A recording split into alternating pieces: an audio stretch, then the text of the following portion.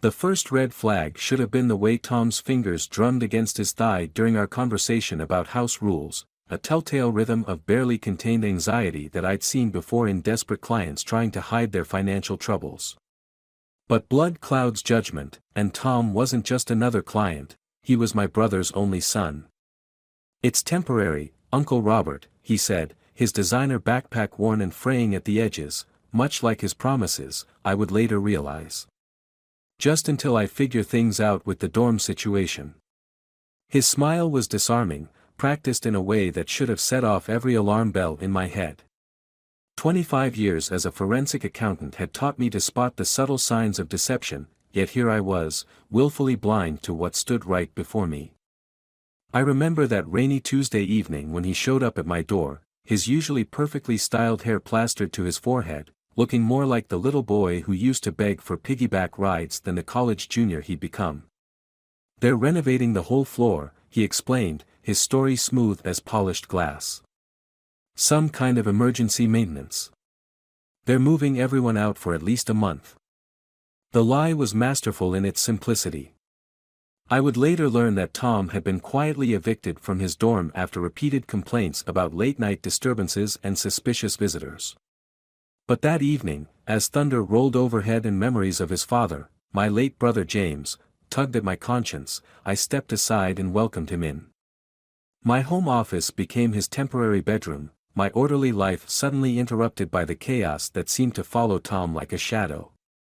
At first, the changes were subtle: missing mail that he claimed must have gotten mixed up with his college correspondence, late-night phone calls he took in whispered tones on the balcony, the constant checking of his phone with an intensity that spoke of something far more urgent than social media updates.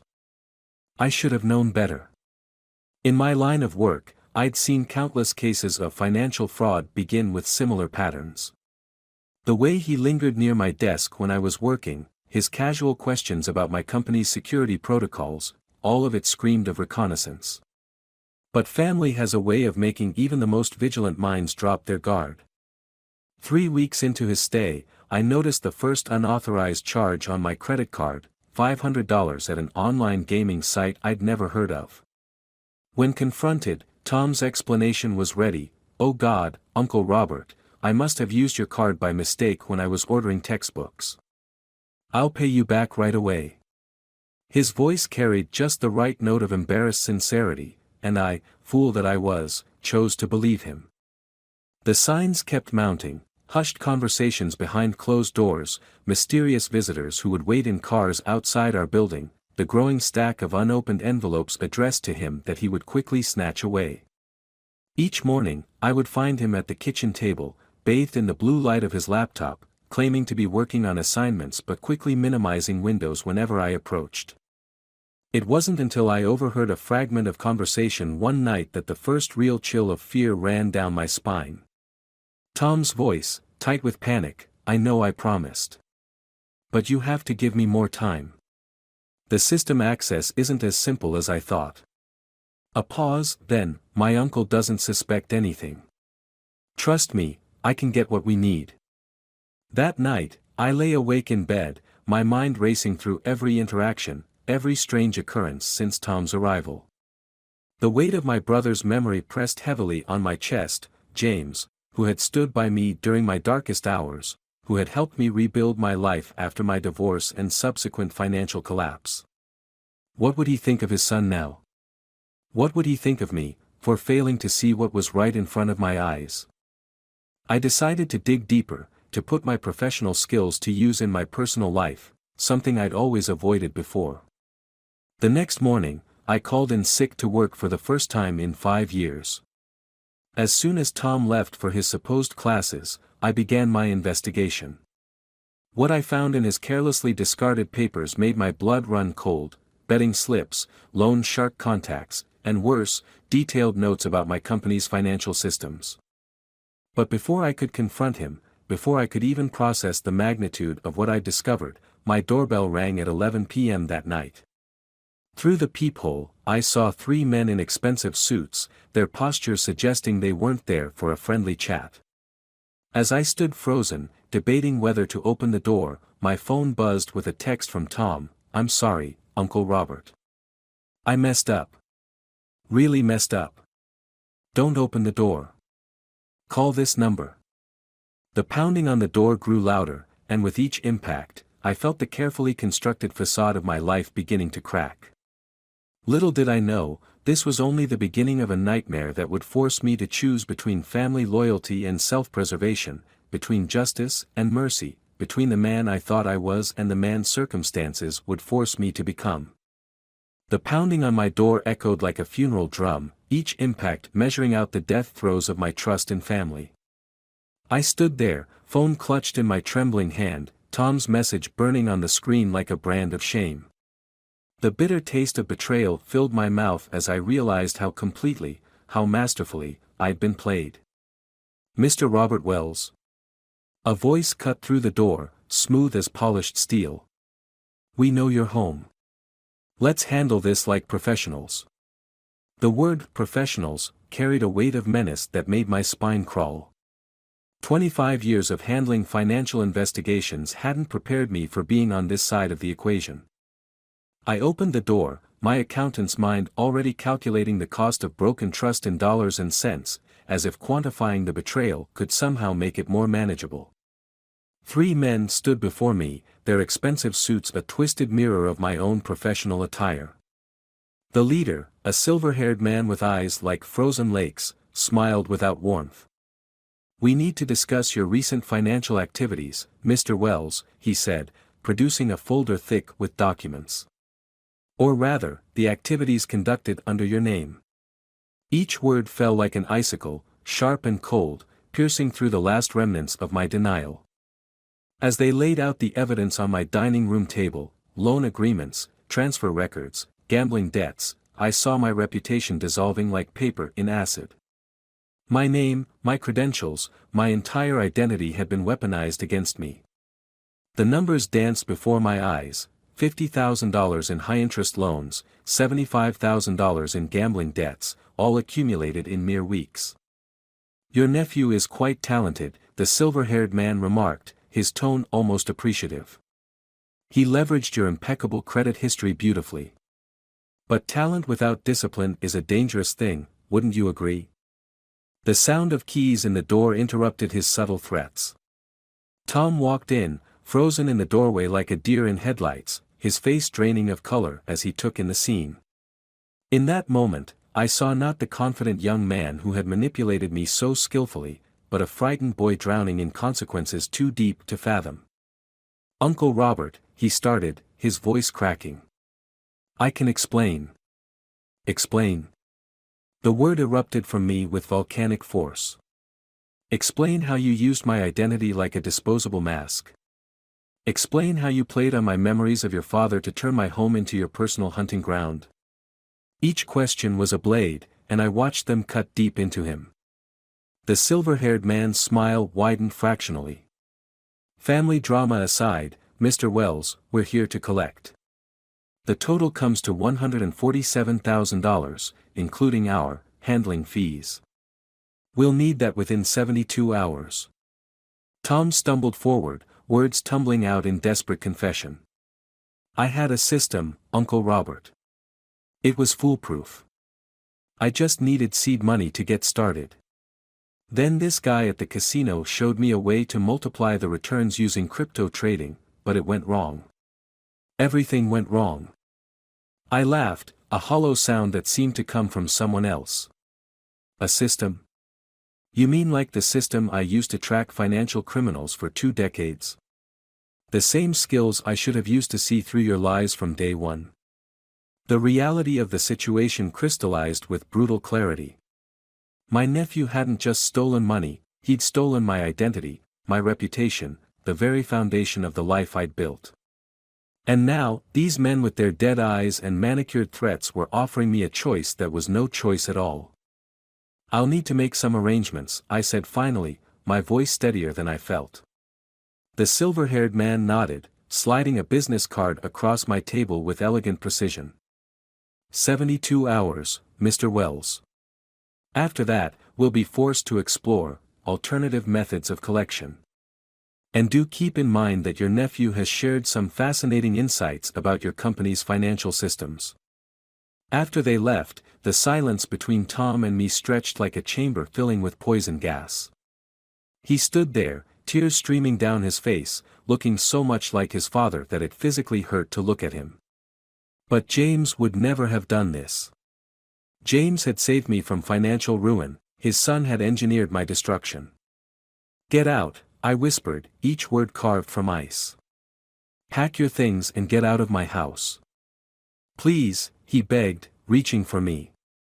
"I know I can fix this. Just give me a chance." "A chance?" My laugh was razor sharp. "You had a chance. You had my trust, my home, my help.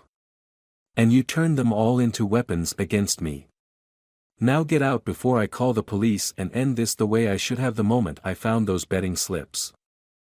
As he fled to pack his things, I sat at my dining room table, staring at the business card left behind. The embossed numbers seemed to mock me, 72 hours to save everything I'd built, everything I was. My phone buzzed again, a message from my sister, Tom's aunt. "Robert, we need to talk about Tom. There's something you need to know."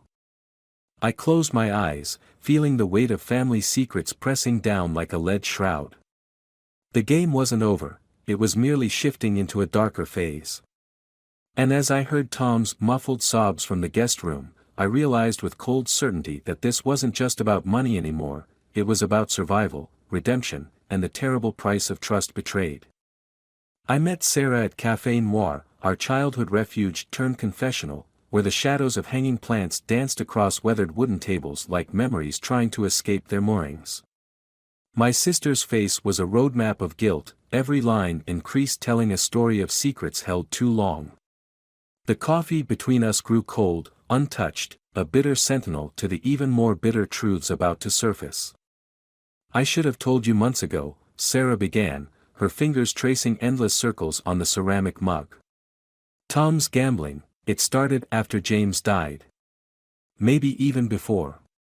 Her voice cracked on our brother's name, the sound splintering through the carefully constructed walls of my professional detachment. The revelation settled into my bones like winter frost. "You knew." It wasn't a question, but an indictment. "You knew, and you let me take him in anyway." Each word carried the weight of decades of trust, now teetering on the precipice of irreparable damage. Sarah's eyes, so like James's, met mine with a desperation that spoke of sleepless nights and countless unanswered prayers. He was getting better, Robert. The therapy was working. But then he met someone at college, someone who promised him a way to pay back everything he owed. Fast money, they said. Foolproof systems. The irony tasted like ash in my mouth. I'd spent my career unraveling the elaborate schemes of white-collar criminals, following the breadcrumb trails of their desperation and greed. Now here I sat, confronting the same patterns in my own flesh and blood, while the clock ticked down on a 72-hour deadline that felt like a noose tightening around my neck. Did James know? The question emerged unbidden, opening a door I wasn't sure I wanted to step through. About Tom's gambling? Sarah's silence was answer enough, but she spoke anyway, each word falling like lead between us. James was covering for him. Those financial problems you thought James helped you with 5 years ago. That money, it wasn't just for you, Robert. Half of it was to pay off Tom's first major debt. The revelation hit me like a physical blow, restructuring my entire understanding of the past. The brother I'd idolized, whose memory I'd held sacred, had orchestrated a complex dance of deception. In trying to save both his son and his brother, James had woven a web of lies that was still ensnaring us all. I pulled out my phone, displaying the text Tom had sent me during his hasty exit from my apartment. "I know I messed up, but I'm not the only one with secrets. Ask Dad's old partner about the Anderson account." Sarah's sharp intake of breath confirmed what I'd begun to suspect: there were deeper waters here, currents that could pull us all under. "Robert," she whispered, "there's something else you need to know about James's last year at the firm." But before she could continue, my phone buzzed with an urgent email from my office. The subject line stopped my heart: unauthorized access detected, Wells, our account. The timestamp showed activity from just hours ago, accessing files related to our highest value clients. They're already inside our systems, I said, the words tasting of defeat. Whatever Tom told those men, they're using it. If these transactions go through, you'll lose everything, Sarah finished, her face ashen. Your job, your reputation, maybe even your freedom. The weight of it all pressed down like a physical force, bending time and possibility into new and terrible shapes. I had less than 48 hours left on the collector's deadline, a compromised corporate system that could implicate me in massive fraud, and a nephew whose actions threatened to destroy not just my present, but my past as well. There's one person who might be able to help, Sarah said hesitantly. Someone who knew both sides of James, the hero we thought he was, and the man he actually was. She slid a business card across the table, the name embossed in simple black letters: Margaret Anderson, Financial Investigations. The same Anderson from Tom's cryptic text. The same Anderson whose account had been at the center of James's most celebrated case, and perhaps his deepest secrets. As I stared at the card, a new message flashed across my phone, an email from an anonymous account, containing a single image. It showed James, Tom, and Margaret Anderson together at what appeared to be a private meeting, dated just weeks before James's death. The subject line read, "The truth costs more than money. Are you ready to pay?" Sarah reached across the table, her hand closing over mine. Whatever you decide to do about Tom, about any of this, remember that sometimes the hardest person to forgive isn't the one who betrayed you, but yourself for not seeing it coming. I pocketed the business card, my mind already calculating angles and possibilities. The game had changed. This wasn't just about saving myself anymore, or even about saving Tom. This was about unraveling a legacy of lies that stretched back years, threatening to destroy everything and everyone in its path. The question was, how much of that legacy was worth preserving, and how much needed to burn? The photograph of James with Margaret Anderson haunted my dreams that night, each detail etching itself deeper into my consciousness like acid on steel. In the harsh light of dawn, I stood before my bathroom mirror, watching a stranger's reflection calculate the cost of truth.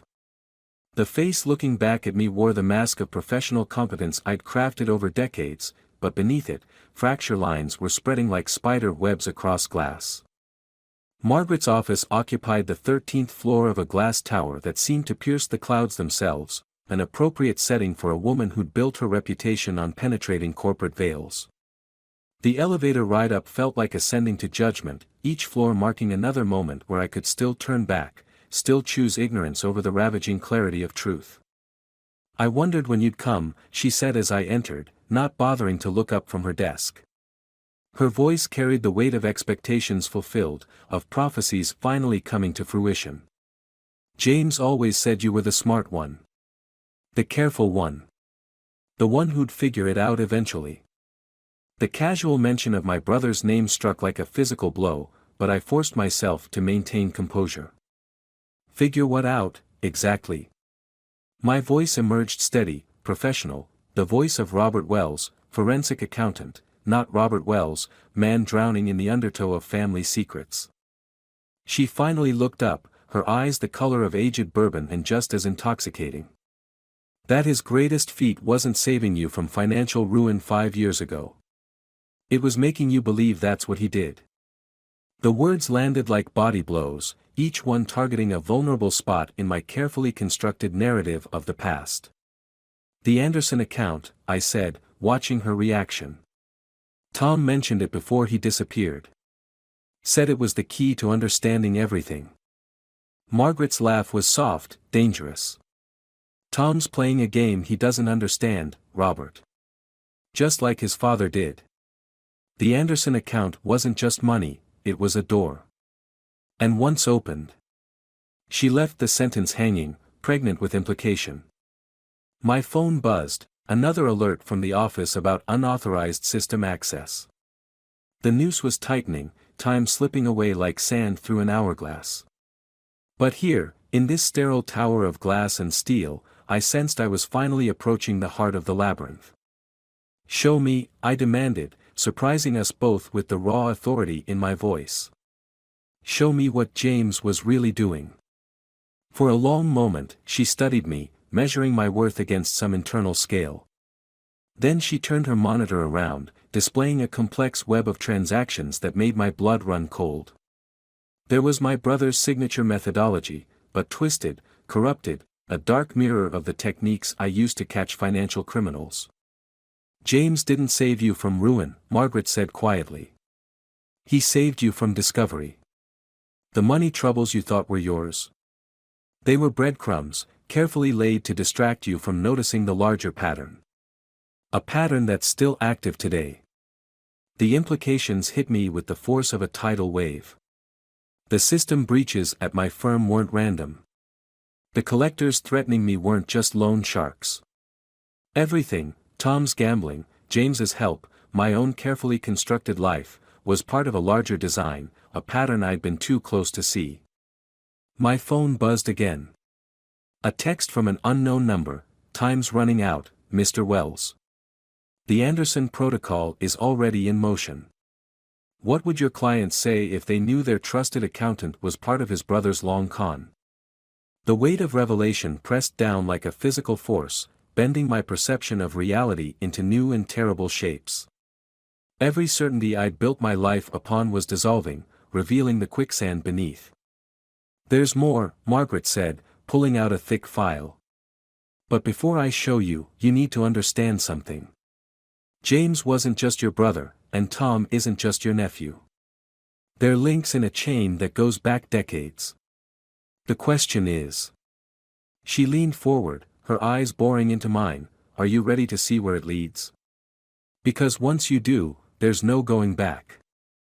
No more comfortable lies, no more safe harbors." The choice crystallized before me: remain the man I thought I was, or become the man circumstances demanded. The clock was ticking, not just on the collector's deadline, but on my entire understanding of family, loyalty, and truth. I reached for the file, my hand steady despite the tremors in my soul. The time for being the careful one, the cautious one, was over.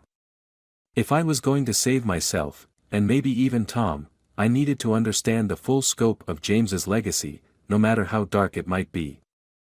Margaret's smile held no warmth as she opened the file. "Welcome," she said, "to the real family business."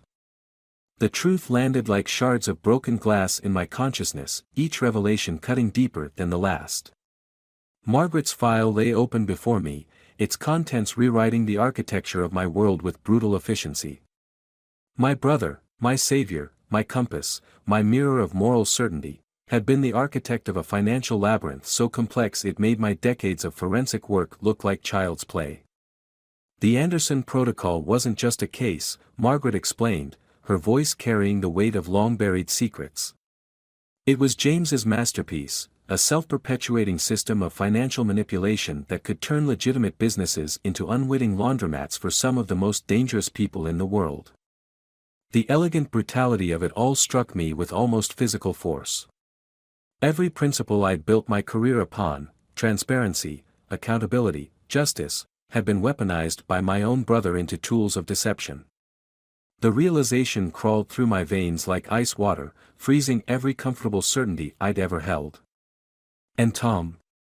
I asked, though I already knew the answer, could feel it crystallizing in the acid bath of truth before me. "Your nephew wasn't just gambling," Margaret confirmed, each word another nail in the coffin of my naivete. "He was being groomed. The same way James was groomed, the same way they tried to groom me. The collectors? They're not here for money, they're here to force your hand, to push you into the family legacy whether you want it or not."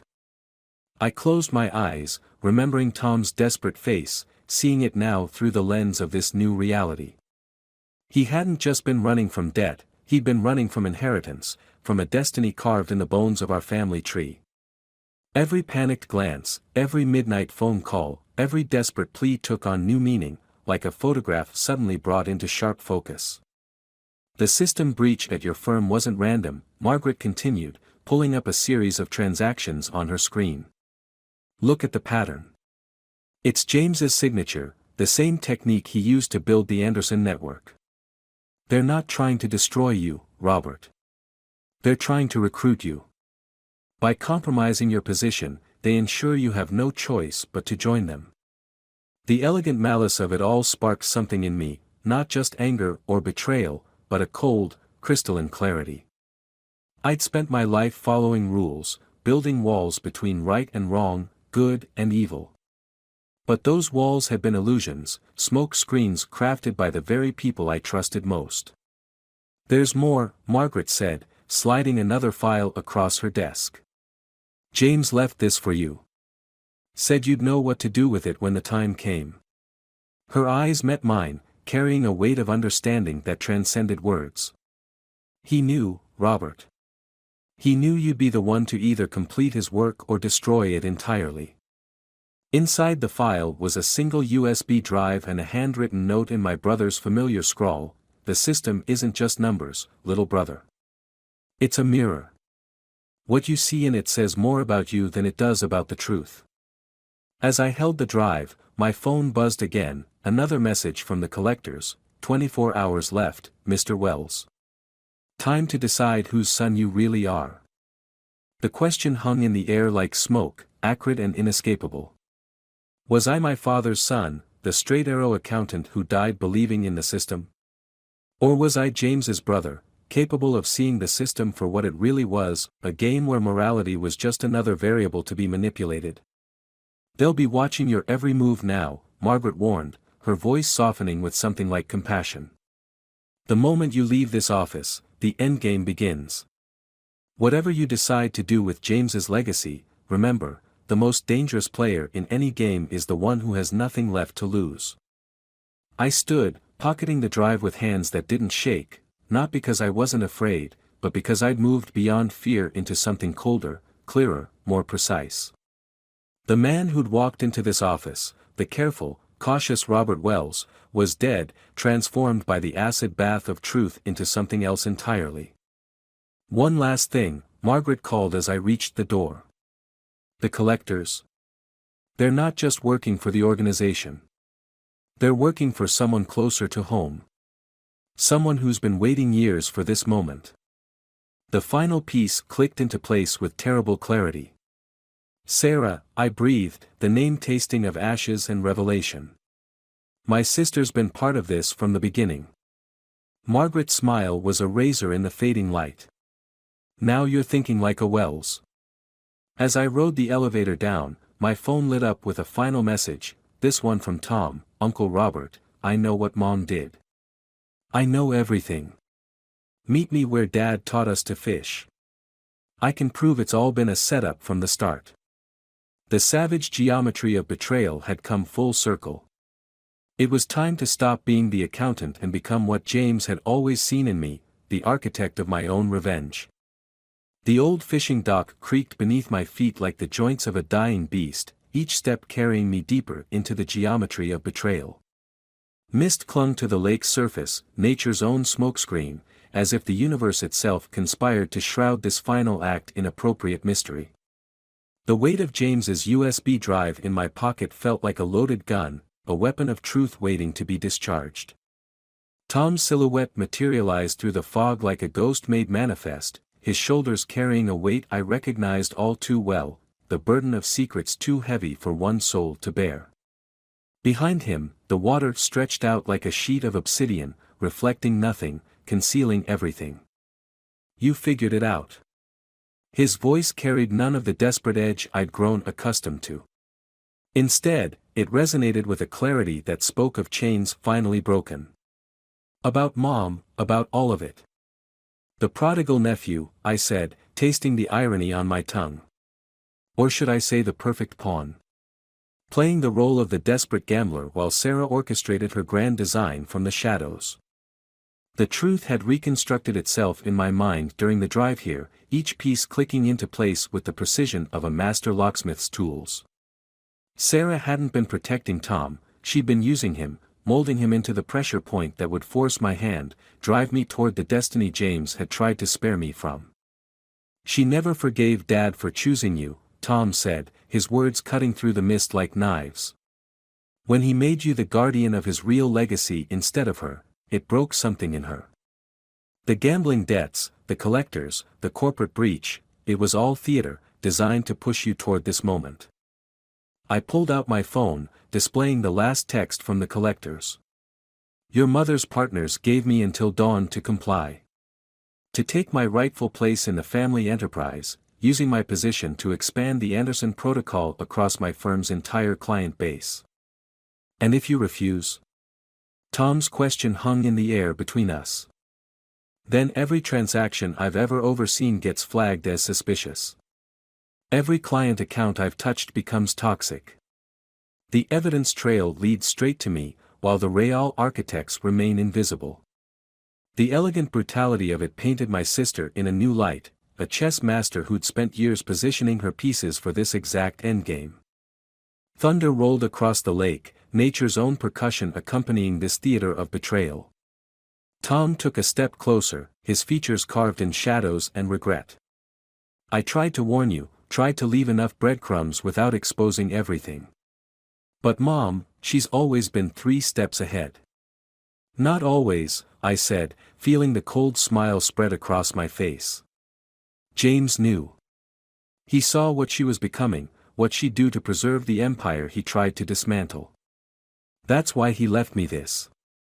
I held up the USB drive, watching it catch the pre-dawn light like a prism of truth. Understanding dawned in Tom's eyes. The fail-safe.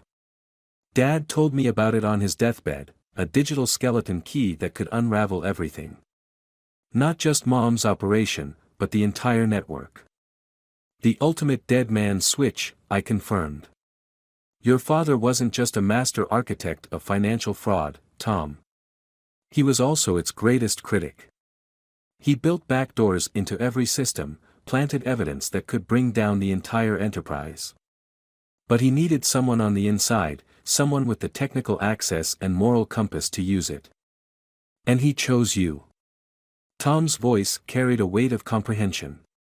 The straight arrow brother. The one person who'd know exactly what to do with that kind of power.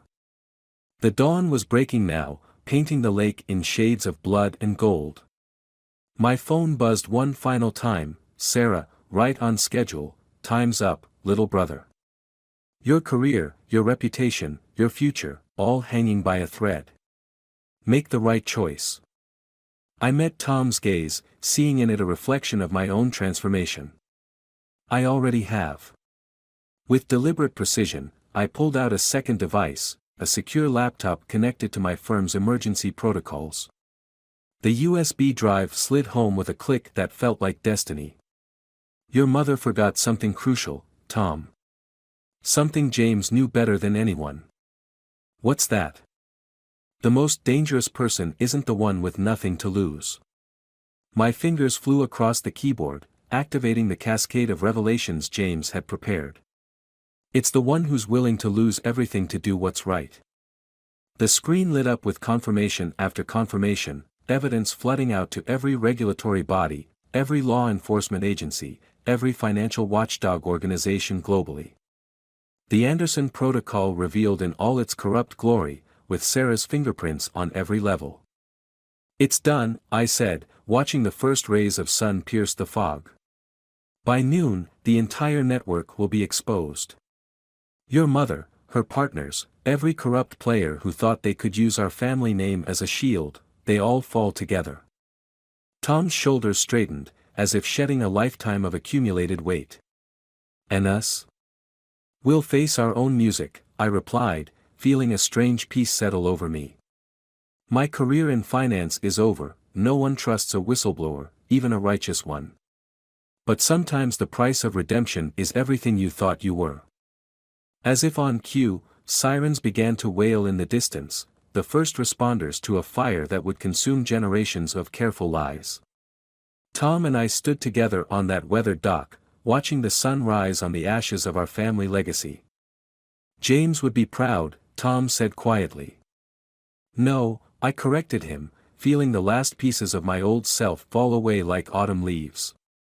James would understand. And in the end, that's worth more than pride. The morning light caught the lake just right, transforming its surface into a mirror of possibility. In its reflection, I saw not the careful accountant I'd been, nor the corrupt puppet Sarah had tried to create, but something entirely new, a man who'd found his own truth in the ruins of family lies. The sirens grew closer, their wail a requiem for secrets long kept and now finally laid bare. Tom and I waited, shoulder to shoulder, ready to face whatever came next. Some debts, after all, can only be paid in truth.